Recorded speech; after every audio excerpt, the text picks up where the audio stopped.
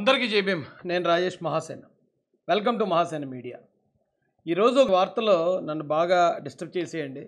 ఇమీడియట్గా వీళ్ళ మీద కూటమి ప్రభుత్వం చర్యలు తీసుకోవాల్సిందిగా, వీళ్ళు అర్జెంటుగా బొక్కలేసి భోగి పండుగ చేయాల్సిందిగా మహాసేన్ మీడియా నుంచి రిక్వెస్ట్ చేస్తున్నామండి.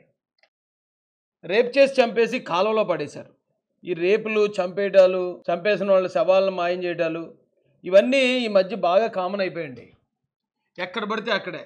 ఎందుకంటే ప్రతి ఒక్కడు మందు వేసేయటం, పోర్న చూడడం, ఆ క్రమంలో మహిళల మీద దాడులు చేయటం, అఘాయిత్యాలు చేయటం ఇవి సర్వసాధారణం అయిపోయింది. అదృష్టం దురదృష్టం ఆడపిల్లలు బయటికి వెళ్ళాలంటే భయపడే పరిస్థితి. ఆడపిల్లలు ఎవరైనా బయటికి వెళ్ళినప్పుడు తల్లిదండ్రులు వాళ్ళ ఇంటికి వచ్చే వరకు ఆందోళన చెందే పరిస్థితి. అయితే అది ఒకవేళ యువతుల పట్ల, మహిళల పట్ల జరిగిందంటే అర్థం చేసుకోవచ్చు. 9 సంవత్సరాల బాలిక మీద 9 సంవత్సరాల బాలికని ఏమని చెప్పాలో అర్థం అవ్వట్లేదండి నాకైతే. అఘాయిత్యం అనాలా, రేప్ అనాలా, మానభంగం అనాలా? ఆ అమ్మాయికి ఏం తెలుస్తుంది ఆ వయసులో పిల్లకి? రేప్ చేసి చంపేశారటండి. చంపినోళ్ళు కూడా ఇద్దరేమో 10వ తరగతి స్టూడెంట్స్, ఒకడేమో 6వ తరగతోడట. వాళ్ళు మైనర్లు, వాళ్ళని జువైనల్ హోమ్కి పంపించాలి, మైనర్ రక్షణ చట్టం ద్వారా, లేకపోతే వాళ్ళకి ఇచ్చే శిక్షా స్మృతి దాని ద్వారా శిక్షించాలని మాట్లాడుతున్నారు చాలామంది. నాకు తెలియక అడుగుతున్నానండి. ఇప్పుడు ఎవడైనా తప్పు చేస్తాడని మైనర్ అని క్షమించాలంటే ఆడికి తెలియక చేసిన పని. ఇప్పుడు ఎక్కడైనా ఒక చిన్న దొంగతనం చేసాడు అనుకోండి, ఆకలేసి అక్కడ ఉన్న బ్రెడ్ ఎత్తుకుపోవటం లేకపోతే ఏదైనా ఎత్తుకుపోవడం జరిగింది. అరే వయసులో చిన్నపిల్లడు, ఆడికి తెలియక చేశాడు. లేదా క్లాసులో పక్కనున్న వాడిని గిల్లటమో, గిచ్చటమో, లేకపోతే ఏదైనా కోపం వచ్చి కొడితే ఆడికి ఏదైనా రక్తం రావటమో, ఓకే చిన్నపిల్లడు, ఆడికి తెలియక చేశాడు. కానీ మానభంగం చేయటం పెద్దోళ్ళ వల్లే సాధ్యం కాదు కదా. ఆడు మేజరే చేయడు మానభంగం. అలాంటిది ఒక మైనర్ ఈ వయసులో వాడు మానభంగం చేశాడంటే ఆడిని మామూలుగా మానభంగానికి ఇచ్చిన శిక్ష కన్నా డబల్ శిక్ష విధించాలండి వాళ్ళకి.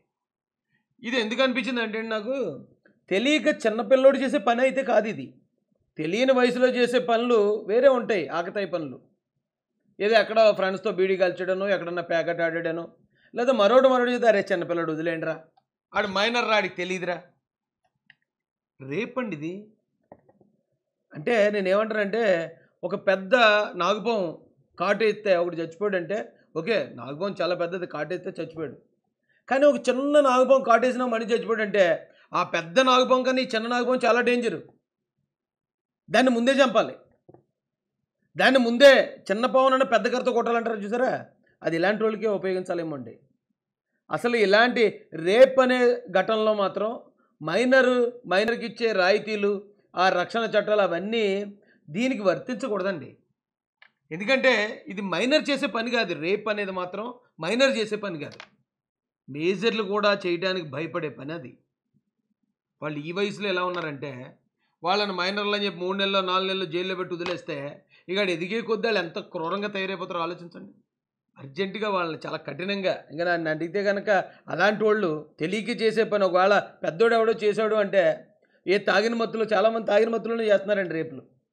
దిశ ఘటన దగ్గర నుంచి మేము గమనించిన చాలా రేపులు తాగిన మత్తులో చేసినాయి. వీళ్ళేమి తాగిన మత్తులో కాదు, అడే ఎంత క్రూరంగా వాళ్ళు బిహేవ్ చేశారనేది తలుచుకుంటేనే ఒళ్ళు గగురుపోటుకు వస్తుందండి. ఆడు కుర్రోడు గిర్రోడు అని చూడకూడదండి. ఎందుకంటే నిర్భయ ఘటనలో కూడా ఢిల్లీలో జరిగిన అత్యాచారం, అందులో అత్యంత క్రూరంగా బిహేవ్ చేసింది ఒక మైనర్ అనట. ఇక్కడ మైనరు మేజర్ అనే వాటిని పక్కన పెట్టి వాడు చేసే నేరాన్ని బట్టి అది మైనర్ని అయితే ఎగ్జామ్షన్ ఇవ్వాలా ఏంటి అనేది ఆలోచన చేయాలి. కానీ ఈ వయసులో వీడు ఇలా ఉన్నాడంటే వాళ్ళని మళ్ళీ 3-4 నెలలకు బయటకు వదిలితే వాళ్ళు ఎంతమంది ఆడపిల్లల జీవితాలు నాశనం అయిపోతాయి. ఇంకా ఎంతమందిని, ఎందుకంటే సింపులే కదా అనుకుంటున్నాడు. లైఫ్ లాంగ్ ఇలాంటి వాళ్ళు బయటకు రానివ్వకుండా చేసేయాలండి. అంత కఠినమైన శిక్ష విధించాలి. మళ్ళీ రిక్వెస్ట్ చేస్తున్నామండి, రేప్ అనే నేరానికి మాత్రం మైనర్ యాక్ట్ ఉపయోగపడకూడదు. ఎందుకంటే రేప్ అనేది మైనర్ చేసే పని కాదు. ఆ తల్లిదండ్రులకు తెలుస్తుందండి ఆ బాధ. 9 సంవత్సరాల ఆడపిల్ల అంత ఘోరంగా చంపబడింది, మానభంగానికి గురైంది, అంత చిత్రహింసలు పడింది. అప్పుడు ఎంత ఏడ్చుంటుందో. నాన్న అని నాన్న కోసం, అమ్మ అని అమ్మ కోసం, వాళ్ళ ముగ్గురు చేతుల్లో అమ్మాయి నలిగిపోతున్నప్పుడు ఎంత భయభ్రాంతులకి గురై ఉంటుందో ఆ తల్లిదండ్రులు ఊహించుకుని ఏడుస్తూ ఉంటారండి. వాళ్ళని చూస్తే ఆ నేరం ఎంత తీవ్రమైందనేది అర్థమవుతుంది. పాము చిన్నదైనా పెద్దదైనా పెద్ద కర్రతో కొట్టి చంపేయాలంతే. ఇలాంటి ఆలోచనలు కలిగినోడు ఆడు మైనర్ అయినా మేజర్ అయినా చంపి అవతల పడేయాలంతే. ఖచ్చితంగా ఉరి తీసేయాలి అలాంటి వాళ్ళని కూడా. ఉరి తీయకపోతే ఓకే మనం మైనర్. ఇప్పుడు కుర్రోళ్ళు ఎలా ఉన్నారంటే అండి, వాళ్ళకి అన్నీ తెలుసు. మంచి చేయటం ఏంటో తెలుసు, చెడు చేయటం ఏంటో తెలుసు, నేరం ఏంటో తెలుసు, మంచి పని ఏంటో తెలుసు. ఈ సోషల్ మీడియా వచ్చిన తర్వాత ఈ ఇంటర్నెట్ ప్రభావం వల్ల మొత్తం అంతా నాలెడ్జ్ అంతా ఉంటుంది పిల్లల దగ్గర.